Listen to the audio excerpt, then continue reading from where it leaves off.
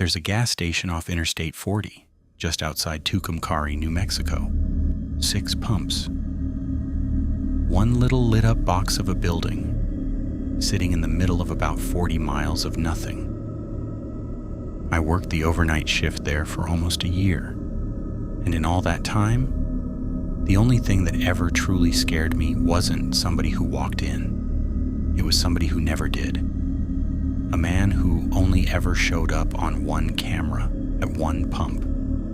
Pump 6. Real quick before we get into it, if these stories are your kind of thing, the lights off, can't quite fall asleep kind, go ahead and tap that like button and subscribe. We put a new one out 3, sometimes 4 nights a week, and I'd hate for you to miss it. Okay? Here's what happened to me. My name's Cassie. Back then I was 23, living in Tucumcari, which, if you've never heard of it, is a small town in eastern New Mexico that Route 66 kind of forgot. I was saving up to move to Albuquerque, and the only job around that paid a little extra was the overnight shift at that gas station out on the interstate. 10 at night to 6 in the morning, alone. I took it for the money, and because honestly I'd never really been the type to get scared of anything. My first night, the day manager walked me through it all. His name was Hollis. Older guy, kind of tired looking. He showed me the register, the coffee machine, the safe in the back. And then, right at the end, almost like he'd nearly forgotten, he said, "Oh, and pump 6. He pointed at the bank of little security monitors behind the counter. The sensor on pump 6 glitches sometimes.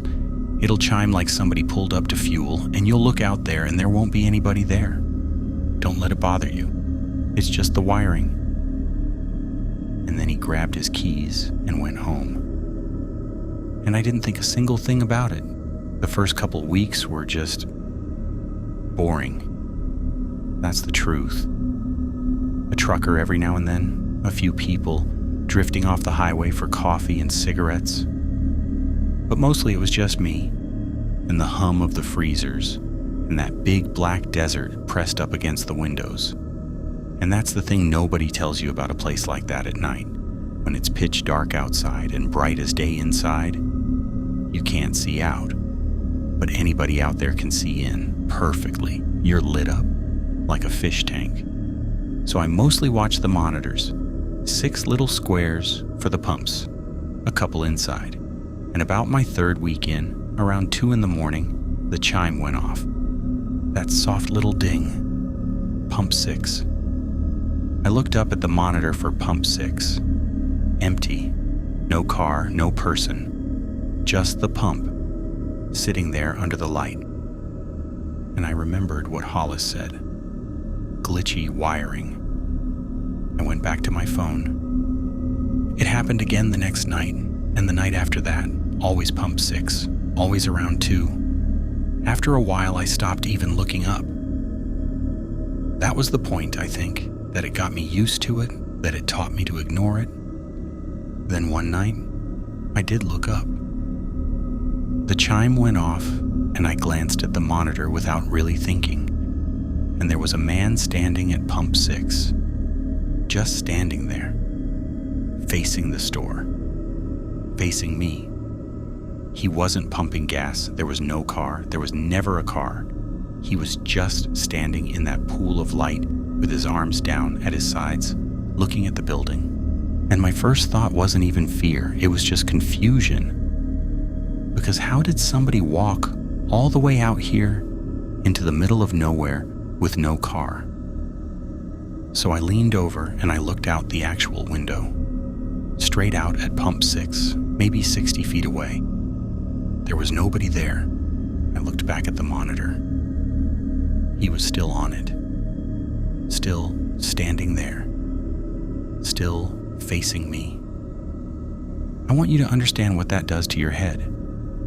Your eyes are telling you the pump is empty, and this screen, this camera, pointed at the exact same spot, is telling you a man is standing on it, both at the same time, and you can't make them agree.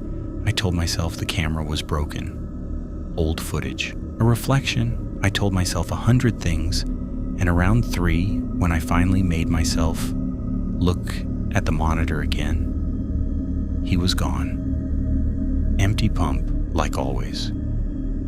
I almost convinced myself I'd imagined it. But over the next couple of weeks, he came back. And each time he was closer. The first night, pump 6. A few nights later, the chime went off, and he was standing between pump 6 and pump 4, closer to the building, still only on the camera, still nothing when I looked out the glass. Then he was at the edge of the lot, by the ice machine. Then he was on the sidewalk, right outside.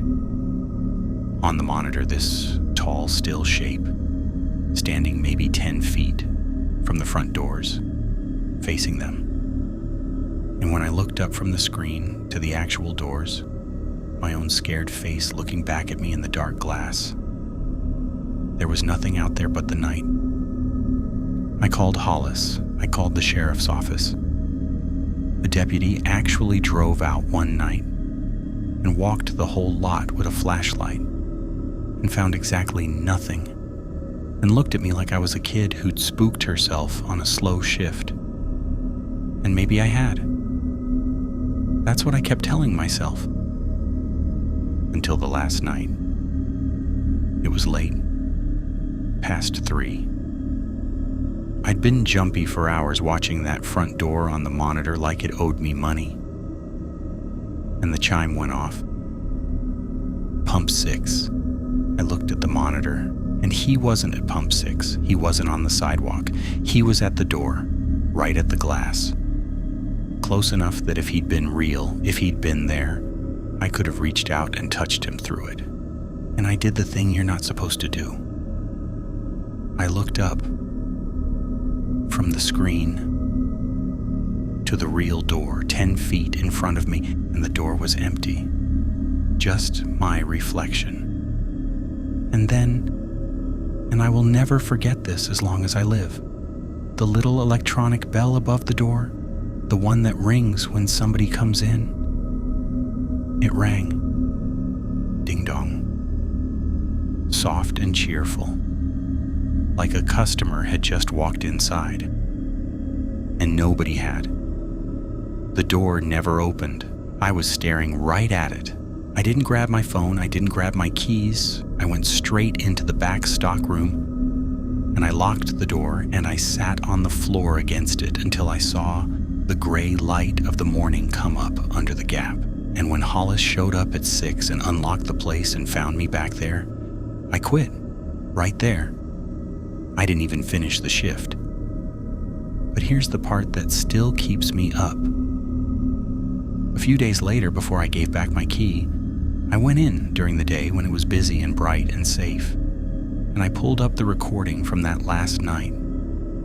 I wanted proof. I wanted to see his face. Finally.